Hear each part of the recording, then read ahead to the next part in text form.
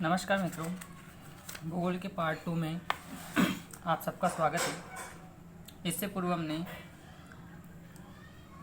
पहले वीडियो में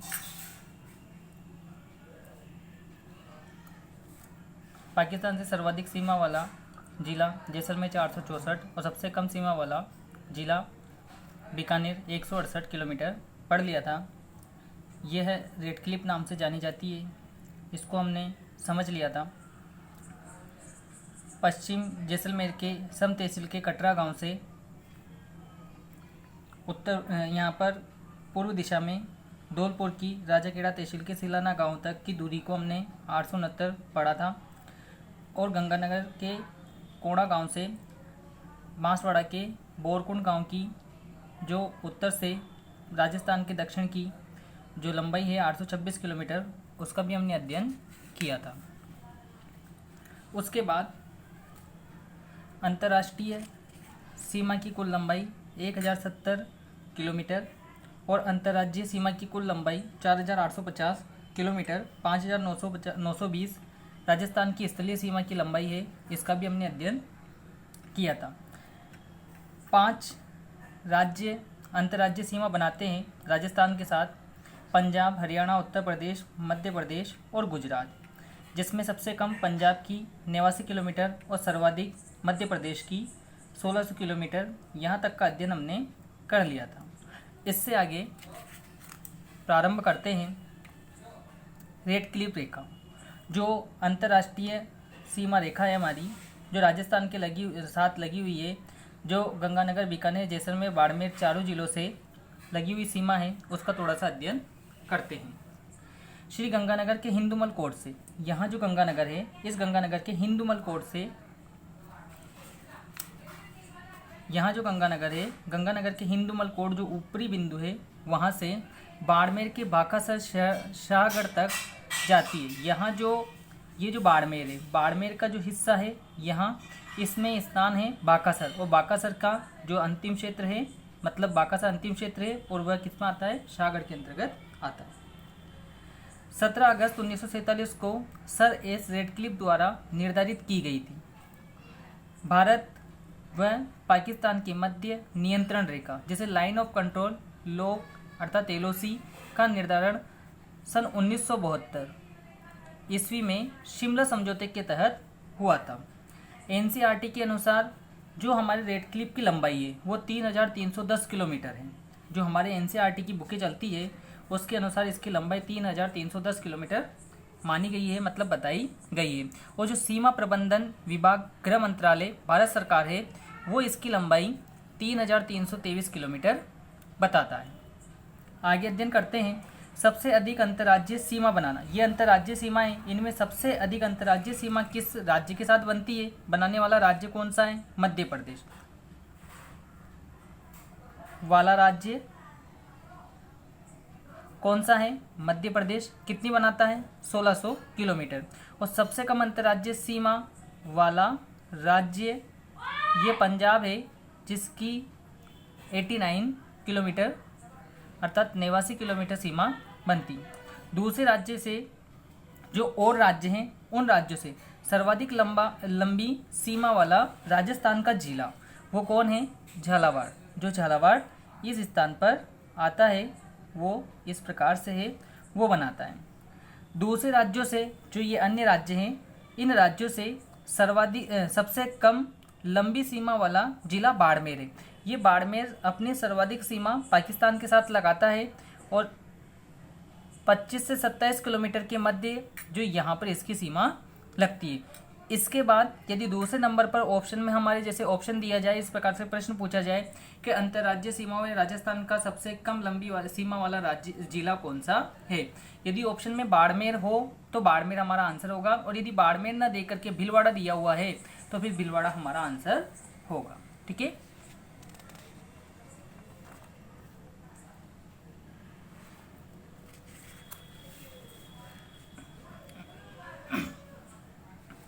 अंतर्राष्ट्रीय सीमावर्ती जो जिले हैं उनकी संख्या है 4।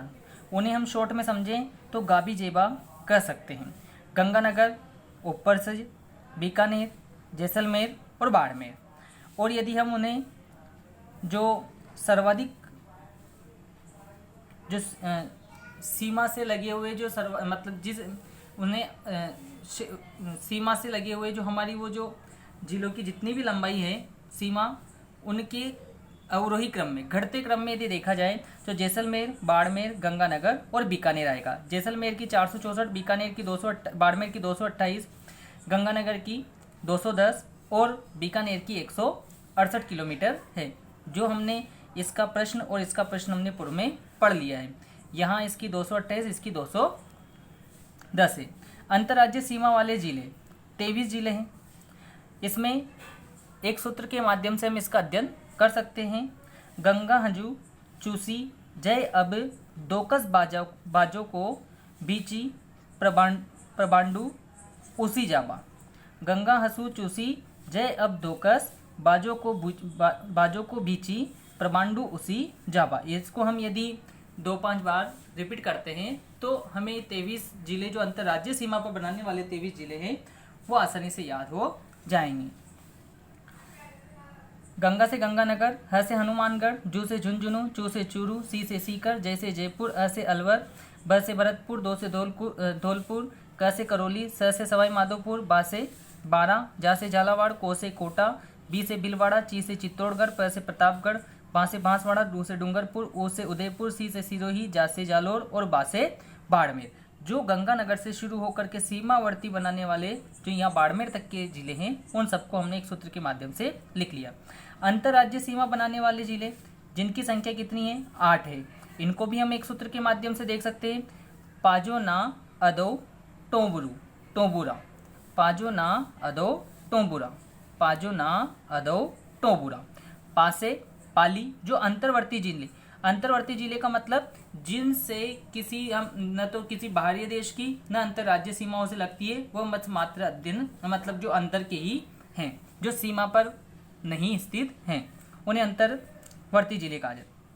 पासे पाली जो से जोधपुर, ना से नागौर, अ से अजमेर, दो से दौसा, टों से टोंक, बू से बूंदी और रा से राजसंबंध। आगे देखते हैं। सर्वाधिक जिलों से सीमा लगने वाला जिला, जिस जिले की सर्वाधिक जिलों से सीमा लगती है वो क्या होगा? पाली। पाली से कितने जिलों की सीमा लगती है? 8 जिलों की सीमा लगती है। हमने सूत्र में लिखा है पाली से कौन कौन से 8 जिलों की सीमा लगती है? पाली, अरासी, ऊजा, बाजोना। पाली, अरासी, ऊजा, बाजोना। अ से अजमेर, रा से राजसंबंध, सी से सिरोही, ओ से उदयपुर, जा से जालोर, बा से बाड़मेर, जो से जोधपुर और ना से नागौर। आगे देखते हैं। सबसे बड़ा नगर जयपुर जनसंख्या की दृष्टि से, और सबसे छोटा नगर बोरखेड़ा जो बांसवाड़ा में स्थित है। सबसे ऊंचा बिंदु गुरु शिखर जो 1722 मीटर ऊंचा है धरातल से, और समुद्र तल से यदि गिना जाए तो 1727 मीटर। सबसे निम्नतम बिंदु जो राजस्थान का यदि पूछा जाए तो वो होगा सांबर झील। सबसे नज़दीक बंदरगाह, राजस्थान के सबसे नज़दीक बंदरगाह कौन सा है? कांटला बंदरगाह जो कहाँ स्थित है? गुजरात में। राजस्थान में पूर्ण एकीकरण 1 नवंबर 1956 को हुआ, जब इससे पूर्व जब अजमेर और मेरवाड़ा को मिलाया गया तो अजमेर 26वां जिला बना। अजमेर कौन सा जिला बना? 26वां, मतलब 26वां जिला अजमेर बनाया गया। अब उसके बाद भी कुछ जिलों का निर्माण हुआ, उनको भी हम यहाँ पर देखते हैं। 27वां जिला धौलपुर 15 अप्रैल 1982 को बनाया गया। 28वां जिला 10 अप्रैल 1991 को बनाया गया। 29वां जिला दौसा, वो भी 10 अप्रैल 1991 को।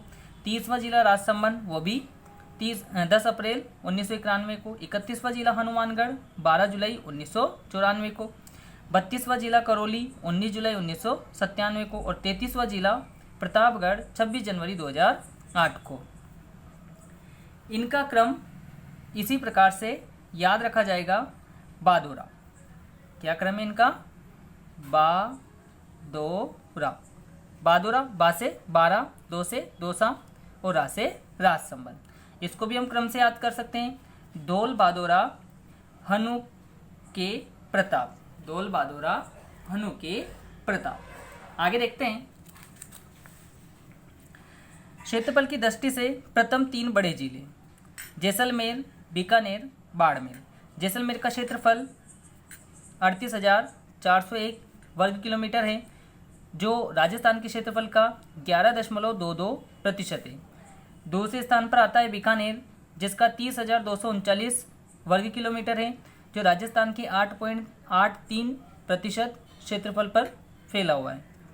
बाड़मेर 28,387 वर्ग किलोमीटर, जो 8.27 प्रतिशत क्षेत्रफल पर फैला हुआ है।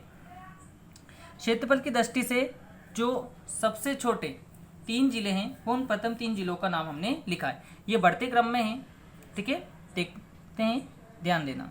ये घटते क्रम में और ये बढ़ते क्रम में। धौलपुर सबसे छोटा 3,033 वर्ग किलोमीटर, जो राजस्थान के कुल क्षेत्रफल का 0.88% भाग पर ही फैला हुआ है। अगला आता है धौलपुर के बाद में दौसा 3,432 वर्ग किलोमीटर, जो राजस्थान के 1% भाग पर फैला हुआ है। अगला आता है डूंगरपुर, जो 3,770 वर्ग किलोमीटर 1.10% भाग पर फैला हुआ है।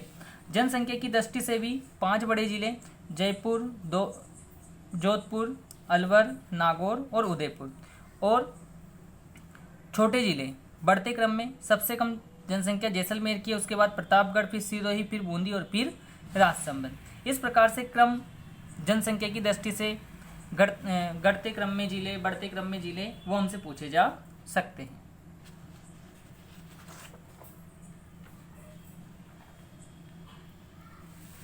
ये तो अभी तक जो हमने पढ़ा, ये सामान्य जानकारी थी राजस्थान के बारे में। अब हम इसके भौतिक प्रदेश को, भौतिक विभाग को पढ़ते हैं, देखते हैं। राजस्थान के उच्च भू आकृति स्वरूप के 4 संरचनात्मक रूप है, अर्थात इसको 4 भागों में बांटा गया है। आज हम बस केवल पहले भाग का ही अध्ययन करेंगे, क्योंकि ये बड़ा विस्तृत है। ऐसे इसके सभी भाग बड़े विस्तृत है, जिनको हमें पूर्ण रूप से पूर्ण जानकारी के साथ में क्या करना है, अध्ययन करना है। आओ मित्रों, अध्ययन करते हैं। ये मरुस्थल जो पश्चिमी मरुस्थलीय प्रदेश है, जो भारत के पश्चिम में स्थित होने के कारण मरुस्थलीय प्रदेश को पश्चिम मरुस्थलीय प्रदेश कहा जाता है। इसे थार का मरुस्थल भी कहा जाता है और भारत का विशाल मरुस्थलीय प्रदेश भी कहा जाता है, ठीक है। तो इस थार के मरुस्थल का great paleo Arctic of Africa मरुस्थल का पूर्वी भाग माना जाता है। हम एक छोटे से रूप में इसको समझते हैं, इसको पूर्वी भाग अफ्रीका का क्यों कहा गया है। मित्रों, जैसे कि ये हमारी पृथ्वी अर्थात संसार का नक्शा है, इसमें इस स्थान तक हम एशिया महाद्वीप को देखते हैं, और यहाँ अफ्रीका महाद्वीप है, और यहाँ टूटा फूटा कटा हुआ यूरोप महाद्वीप है। ये अफ्रीका महाद्वीप, यहाँ अफ्रीका महाद्वीप में विस्तृत मरुस्थल पाया जाता है, जैसे कि सहारा का मरुस्थल। उस सहारा के मरुस्थल का ही कुछ अंश यहाँ Iran, Iraq, Afghanistan, Kazakhstan, Pakistan, इन क्षेत्रों में भी विकसित है, और वही उसी का एक टुकड़ा यहाँ थार के मरुस्थल में भी विकसित है। अतः इसी को, ये पूर्व दिशा है, पूर्व दिशा होने के कारण इसे क्या कहा जाता है, पेलियो आर्कटिक अफ्रीका मरुस्थल का पूर्वी भाग कहा जाता है। आगे देखते हैं।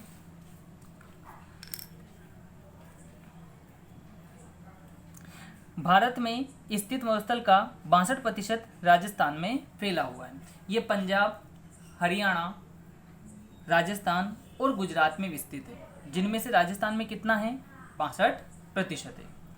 ये विश्व का 17वां सबसे बड़ा तथा उपोष्ण दृष्टि से, ये दृष्टि है, उपोष्ण दृष्टि से 9वां सबसे बड़ा मरुस्थल है, उत्तर पश्चिम से दक्षिण पूर्व इसकी लंबाई 640 किलोमीटर है और पश्चिम से पूर्व इसकी जो चौड़ा है वो 300 किलोमीटर है। इस प्रदेश का सामान्य ढाल, जो इसका ढलान है, धरातल का जो ढलान है वो हम नदियों के बहाव से भी देख सकते हैं। जैसे कि मरुस्थल में लूनी नदी बहती है, उसका ढलान देखा जाए तो वह उत्तर से दक्षिण की तरफ आ रही है। तो उसी प्रकार से समझते हैं हम यहाँ पर, ये पूरब से पश्चिम और उत्तर से दक्षिण की ओर है। अर्थात मरुस्थल का ढलान कहाँ है? पूरब से पश्चिम, उत्तर से दक्षिण। अर्थात हम इसे यूँ भी कह सकते हैं कि यह पूर्व उत्तर अर्थात उत्तर पूर्व से दक्षिण पश्चिम की ओर बहती है। ये दिशा उत्तर और ये दिशा पूरब। तो ये इस प्रकार से दक्षिण पश्चिम में इसका ढलान है। आगे देखते हैं, इस प्रदेश की प्रमुख नदी लूनी नदी है, जो अजमेर की नाग पहाड़ियों से निकलती है। 2 शाखाओं में निकलती है और आगे कुछ 5-7 किलोमीटर जाकर के दोनों शाखाएं एक शाखा में परिवर्तित हो जाती है। ये ऐसे मौसमी नदी है। आगे हम इसका थोड़ा सा सामान्य अध्ययन करेंगे। यह विश्व का सबसे घनी आबादी व सर्वाधिक जैव विविधता वाला मरुस्थल है। इस मरुस्थलीय प्रदेश में राजस्थान के 12 जिले आते हैं। राज्य के 61% क्षेत्रफल पर अर्थात 61.11% क्षेत्रफल पर या राज्य के 2/3 भाग पर यह विस्तृत है। अर्थात राजस्थान के अधिकतम भाग पर विस्तृत है। आगे देखते हैं, इसमें राज्य की 40% जनसंख्या निवास करती है। थार के मरुस्थल को राज्य में थली के नाम से जाना जाता है।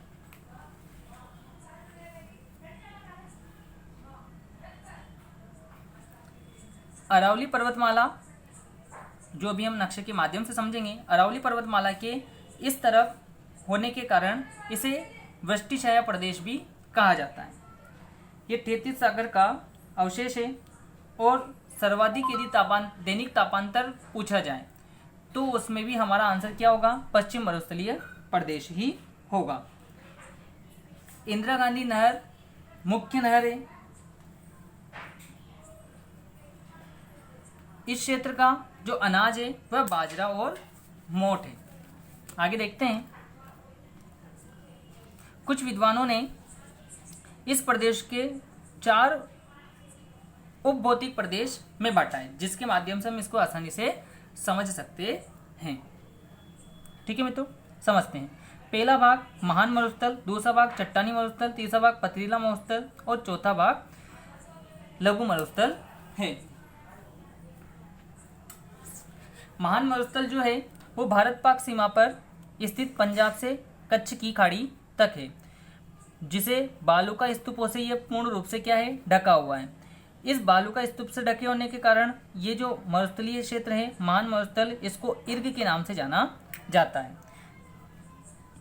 चट्टानी मरुस्थल जैसलमेर का पोखरण व रामगढ़ क्षेत्र, बाड़मेर और जालौर, जो कठोर चट्टानों से पहाड़ी रूपों में निर्मित है, जो बालू का मुक्त प्रदेश है, उसको हमादा कहा जाता है। पथरीला मरुस्थल जैसलमेर के रुद्रवा रामगढ़ में जो पत्थरों के रूप में है, जो पत्थरों के स्वरूप में देखा जाता है, कहीं कहीं उसे रेग कहा जाता है। अर्थात उस मरुस्थल को क्या कहा जाता है? रेग कहा जाता है। लघु मरुस्थल कच्छ के रण से बीकानेर के महान मरुभूमि में फैला हुआ है। बालू का स्तूपों के मध्य निम्न भूमि में वर्षा जल भर जाता है। जो बालू का स्तूप है, उन बालू का स्तूपों के मध्य में क्या होता है? जो निम्न भूमि होती है उसमें वर्षा जल भर जाता है। उस वर्षा जल के भर जाने को क्या कहा जाता है? रन कहा जाता है।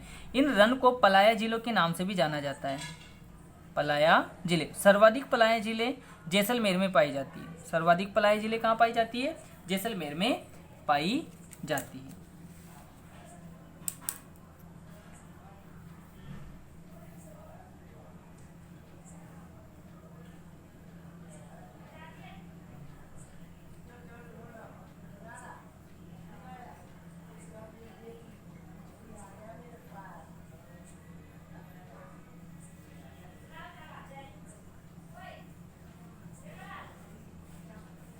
जैसे हम समझते हैं ये एक हमारे राजस्थान का आंशिक नक्शा है। यहाँ से अरावली पर्वतमाला इस प्रकार से विस्तृत है और इस प्रकार से अरावली पर्वतमाला विस्तृत है। यहाँ अरावली पर्वतमाला जो मानसून आता है वो मानसूनी दिशा से प्रवेश करता है और मानसूनी दिशा से प्रवेश करता है तो इस तरफ मानसून होने के कारण ये मानसूनी क्षेत्र मतलब मानसून की इस तरफ का जो क्षेत्र है वो मानसूनी क्षेत्र कहलाता है और इसके पीछे के जो क्षेत्र रहता है अर्थात अरावली पर्वतमाला के पीछे का पश्चिमी जो क्षेत्र है उस क्षेत्र को वृष्टि छाया प्रदेश कहा जाता है।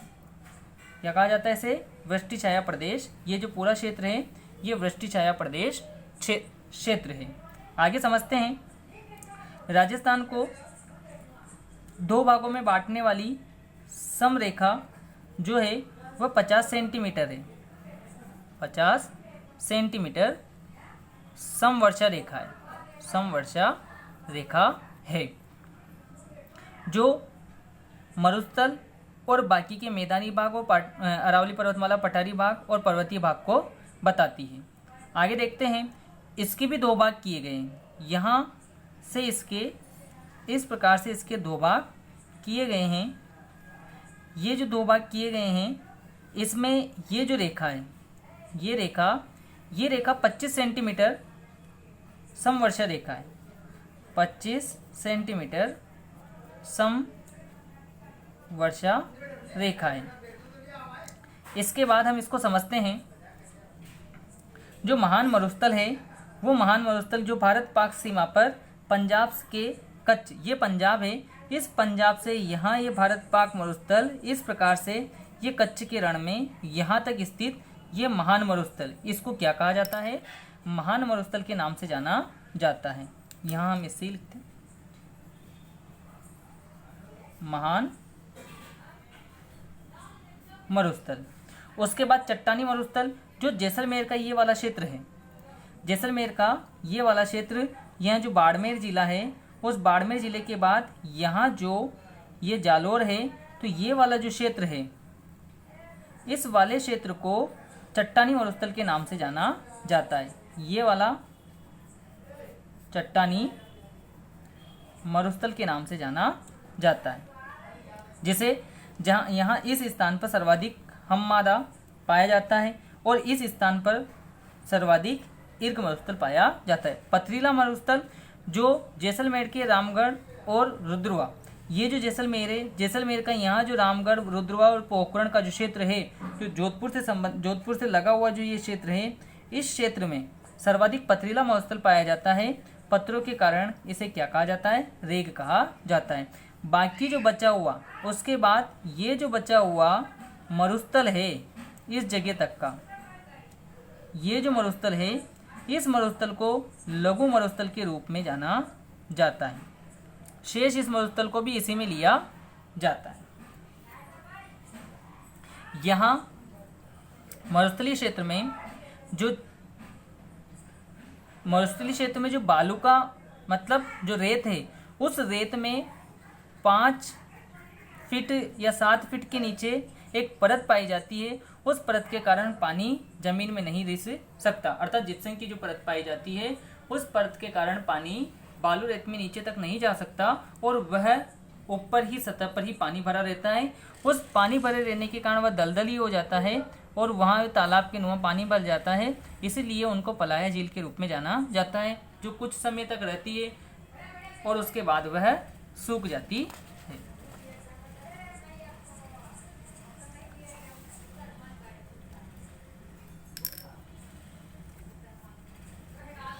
इस मरुस्थलीय प्रदेश का शुष्कता के आधार पर विभाजन, अर्थात शुष्कता के आधार पर भी इसका विभाजन किया गया है। मरुस्थलीय प्रदेश को शुष्कता के आधार पर विभाजित करने वाली वर्षा रेखा जो है वो क्या है? 25 सेंटीमीटर वर्षा रेखा है, जो कि अभी हमने समझी थी।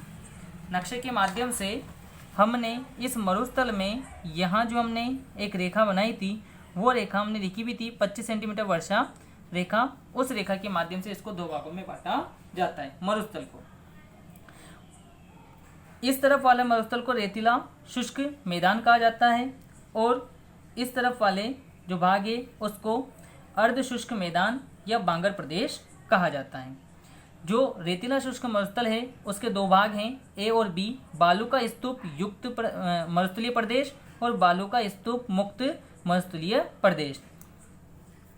अर्ध शुष्क मैदान, जिसे बांगर प्रदेश के नाम से भी जाना जाता है, लूनी बेसिल गोडवार प्रदेश, आंतरिक जल प्रवाह शेखावटी प्रदेश के नाम से, नागौर उच्च भूमि और घग्गर का मैदान के नाम से जाना जाता है।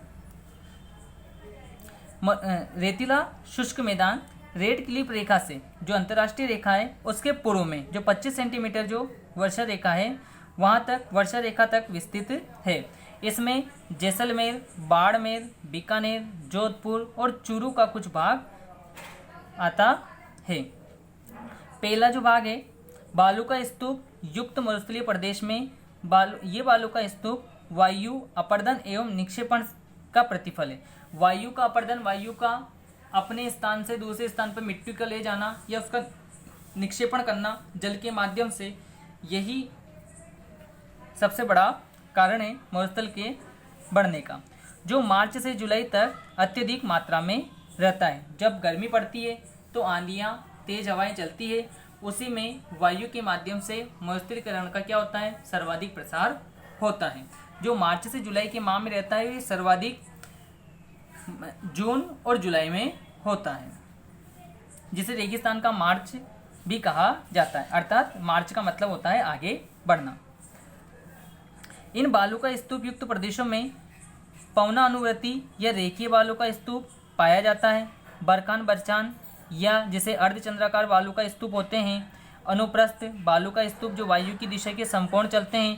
तारा बालू का स्तूप जो जैसलमेर के आसपास के हम्मादा जो पठारी है, जो पत्थरीय जो मरुस्थल है उसमें पाया जाता है।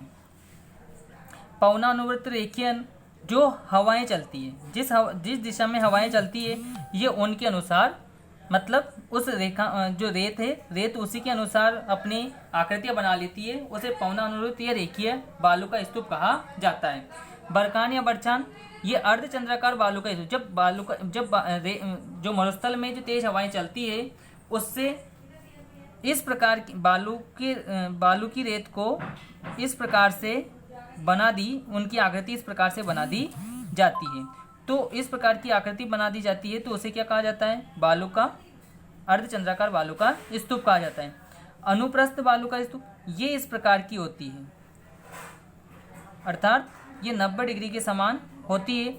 यहाँ कोने पे कम दबाव होता है वायु का और इस बीच में सर्वाधिक दबाव होता है, जिससे कि यहाँ की हवा को वो क्या करती है, आगे तक ले जाती है, जो समकोण के समान होता है, जिसे अनुप्रस्थ या अनुप्रस्थ बालू का स्तूप कहा जाता है। बालू का स्तूप मुक्त प्रदेश बरमसर, कनौड, भाकरी, लवा और पोखरण जो जैसलमेर के क्षेत्र हैं, और बाप जोधपुर का और थोप बाड़मेर का क्षेत्र है, जो बालू का मुक्त प्रदेश की श्रेणी में आता है। अर्थात यहाँ रेतीली मिट्टी कम और यहाँ पर पथरीला भाग सर्वाधिक पाया जाता है। इस प्रदेश में अवसादी चट्टानों का समूह भूमिगत जल का अच्छा भंडार है, जहाँ लाटी सीरीज जैसलमेर में ये एक अनूठा उदाहरण है, अर्थात मीठे जल को प्राप्त करने का एक अनूठा उदाहरण है। इसको हम कुछ इस प्रकार से समझते हैं, जैसे कि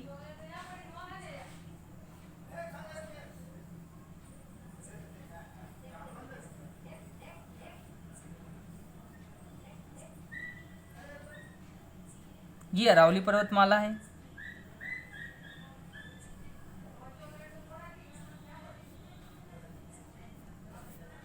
यहाँ इसमें ये गंगानगर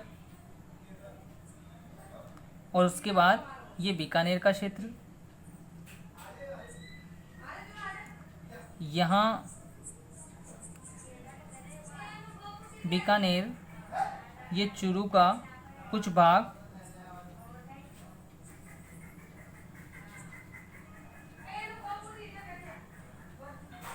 ये बीकानेर, ये चूरू का कुछ भाग, उसके बाद जो जैसलमेर है, ये जैसलमेर, ये बाड़मेर, ये जैसलमेर और ये जोधपुर।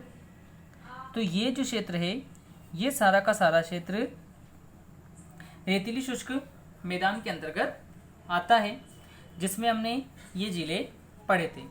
उसके बाद ये गंगानगर, हनुमानगढ़, चूरू, सीकर, झुंझुनू, ये वगैरह वगैरह, यहाँ जो जिले नागौर, पाली वगैरह, ये सारे के सारे जिले किस में आते हैं, जो अर्ध शुष्क मैदान या बांगर प्रदेश है उसके अंतर्गत आते हैं। इसमें कुछ भाग जो बताए गए हैं, लूनी बेसिन, ये गंगानगर और हनुमानगढ़ का जो क्षेत्र है जहाँ लूनी नदी प्रवेश करती है हनुमानगढ़ में और जो गंगा नदी की सीमा तक बहती है वह लूनी बेसिन कहलाती है।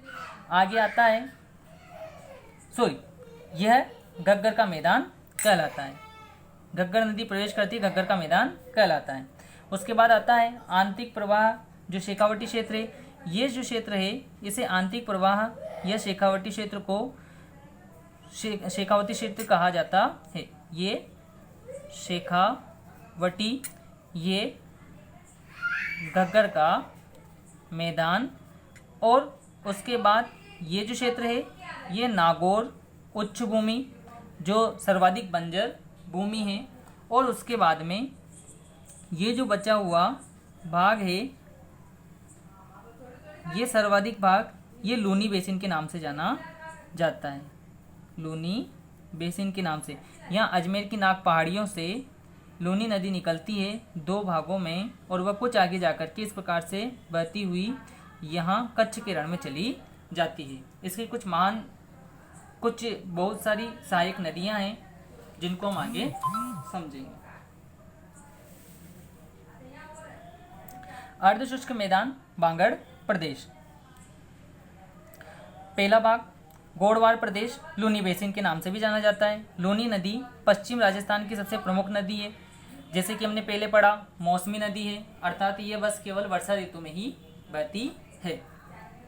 सहायक नदियाँ जोजड़ी, बांडी, गुइया, जवाई, खारी, लीलड़ी, मीटड़ी, सूकड़ी। जोजड़ी नदी नागौर की पहाड़ियों से निकलती है। ये एकमात्र नदी है जो अरावली पर्वतमाला से नहीं निकलती, बाकी सभी नदियाँ अरावली पर्वतमाला से निकलती है। जालोर में ग्रेनाइट से निर्मित पहाड़ी गुम्दाकार या इंसलबर्ग के रूप में पाई जाती है। हम देखते हैं जो इंसलबर्ग शब्द है, ये इंसलबर्ग शब्द का मतलब होता है जो पहाड़ी क्षेत्र है, जैसे कि समुद्र में किसी प्रकार से द्वीप जो खड़ा रहता है वह उसी प्रकार से धरातल पर कुछ चट्टानें खड़ी रहती है जो स्तंभ की तरह होती है, उनको इंसलबर्ग के रूप में जाना जाता है। लूनी बेसिन में कृत्रिम झीलें ये मनुष्य द्वारा बनाई हुई है। अनंत सागर, फतेह सागर, जसवंत सागर, सरदार संबंध, हेमवास, नया गांव, सरादा प्रमुख हैं। उसके बाद आता है अगला भाग बी, आंतरिक प्रवाह जल क्षेत्र और शेखावटी प्रदेश। इसे आंतरिक जल प्रवाह क्षेत्र इस वजह से कहा जाता है क्योंकि कुछ नदियों का जल क्या होता है, अन्य सहायक नदियों का जल, स्वयं का जल समुद्र तक नहीं ले जाया जा सकता और वह किसी धरातल पर जाकर के सपाट रूप से फैल जाती है और अपना जल वहीं समाप्त कर लेती है, या किसी झील में ले जाकर के उसी में छोड़ देती है। तो उस जल को जो समुद्र तक नहीं पहुंच पाया उसे आंतरिक प्रवाह जल के रूप में देखा जाता है। इस क्षेत्र में शेखावटी क्षेत्र में सर्वाधिक बरछान अर्धचंद्राकार जो स्तूप है वो पाए जाते हैं। कच्चे या पक्के जो कुएं होते हैं उनको यहाँ जोहड़ या नाड़ा के नाम से जाना जाता है। सीकर व झुंझुनू को यदि हम मिला लेते हैं तो वह तोरावटी प्रदेश कहलाएगा। सीकर और झुंझुनू को यदि मिलाया जाए तो वह कौन सा प्रदेश कहलाएगा, तोरावाटी। और इस सीकर झुंझुनू प्रदेश में अर्थात तोरावाटी में चूरू को और मिला दिया जाए तो वह शेखावटी क्षेत्र कहला जाएगा। क्या कहलाएगा, वह शेखावटी क्षेत्र कहला जाएगा। और इस शेखावटी क्षेत्र में अर्थात सीकर, झुंझुनू और चूरू में यदि नागौर का जो उत्तरी भाग है उस भाग को मिला दिया जाए तो ये प्रदेश क्या कहलाएगा, ये बांगड़ प्रदेश के नाम से जाना जाएगा। नागौर उच्च भूमि जो इसका तीसरा भाग है, नागौर उच्च भूमि, यह प्रदेश बंजर और रेतीला है, अर्थात ये पूर्णतः रेतीला है और यह बंजर है अर्थात उपजाऊ नहीं है, क्योंकि यहाँ की जो मिट्टी है उस मिट्टी में सोडियम क्लोराइड पाया जाता है। और सोडियम क्लोराइड से क्या होता है, नमक प्राप्त होता है। और जहाँ इसकी मात्रा सर्वाधिक होती है तो उस में किसी प्रकार की खेती नहीं की जा सकती, अर्थात खेती की जा सकती है तो आंशिक ही होती है। इस वजह से इसे बंजर कहा जाता है। यहाँ सांबर, डिडवाना, नावा, कुचामन झीलें हैं जिनसे केशाकर्षण पद्धति से, कौन सी पद्धति से, केशाकर्षण पद्धति से सतह पर नमक प्राप्त किया जाता है। इस क्षेत्र में जो धरातल है, धरातल के नीचे मार्का शिष्ट नमकीन चट्टानें पाई जाती है, जिसके कारण ही इन झीलों से नमक प्राप्त किया जाता है। कौन सी पद्धति से किया जाता है, केशाकर्षण पद्धति के माध्यम से किया जाता है। अगला चौथा भाग, घग्गर का मैदान। घग्गर नदी के पाट को क्या कहा जाता है, नाली कहा जाता है। ये हनुमानगढ़ के पास में जो घग्गर नदी का पाट है उसमें इसको नाली कहा जाता है। घग्गर नदी हिमाचल प्रदेश के शिवालिक की पहाड़ियों से निकलती है और वह हनुमानगढ़ में प्रवेश करती है। गंगानगर तक ये अपना जल विस्तृत करती है और उसके बाद ये अपना जल फैला देती है। यदि ये तेज बहाव से होती है, इसमें तेज बहाव होता है, तो ये पाकिस्तान के हक्कारा नामक स्थान तक अपना जल ले जाती है। हरकारा नामक स्थान जो है वहाँ तक अपना जल ले जाती है। मरुस्थलीय प्रदेश के बारे में कुछ और जानकारियाँ जो महत्वपूर्ण हैं उनको प्राप्त करते हैं। देखो, जो मरुस्थलीय प्रदेश है, उस मरुस्थलीय प्रदेश का भारतीय उपमहाद्वीप में इसका महत्वपूर्ण स्थान है। यदि ये नहीं होता तो मानसून की परिस्थितियां हमारे भारत में नहीं होती। भारतीय उपमहाद्वीप में मानसून को आकर्षित करने में इस मरुस्थल की उपस्थिति अत्यंत महत्व की है, क्योंकि ये गर्म होता है, यहाँ वायुदाब बनता है। वायुदाब बनने के कारण ही वर्षा ऋतु का आगमन होता है, अर्थात जो मानसून है वह मानसून हमारे भारतीय धरातल पर प्रवेश करता है। इस मरुस्थलीय क्षेत्र में पाई जाने वाली घास में कौन कौन महत्वपूर्ण है, सीवन और तुर्डिगम मुख्य है। यहाँ की जो मिट्टियाँ हैं उन मिट्टियों को वायुड कहा जाता है, अर्थात वो वायुड मिट्टियाँ हैं, अर्थात वायु के द्वारा उड़ा ली जाती है। मरुस्थलीकरण का जो कारण है मुख्य रूप से वह कारण वायु है, और वायु के बाद जो दूसरा प्रमुख कारण है वह क्या है, जल है। वायु का मरुस्थलीकरण करने में 45% हिस्सा है और जल का 11.20%, और वनस्पति का नाश जो हमारे द्वारा पेड़ों को या जंगलों को काट दिया जाता है, नष्ट कर दिया जाता है, अर्थात मनुष्य के द्वारा, उसका भी इसमें 7% तीसरे स्थान पर उसको दिया जाता है। ये समस्या, अब ये जो मरुस्थलीय समस्या हमारे द्वारा जो जंगलों को काटा जा रहा है या पेड़ पौधों को नष्ट किया जा रहा है, तो ये समस्या, मरुस्थलीय समस्या जो अभी तक 12 जिलों में फैली हुई थी वह अब बढ़कर के जयपुर, अलवर, दौसा में भी तीव्र गति से अपना प्रसार कर रही है। अर्थात ये जिले भी पूर्ण रूप से न कह सकते, लेकिन 50% से अधिक, अर्थात बहुत ज़्यादा मात्रा में मरुस्थलीकरण में परिवर्तित हो गए हैं। मित्रों, आज इतना ही। वीडियो कैसा लगा, आशा करता हूँ आपको बहुत अच्छा लगा होगा। यदि वीडियो अच्छा लगा, समझ में आया, तो शेयर करें, लाइक करें और कमेंट्स करें, चैनल को सब्सक्राइब करें, और अधिक से अधिक शेयर करने पर और बार बार वीडियो देखने पर अपनी समस्याओं का समाधान किया जा सकता है। ठीक है, धन्यवाद मित्रों।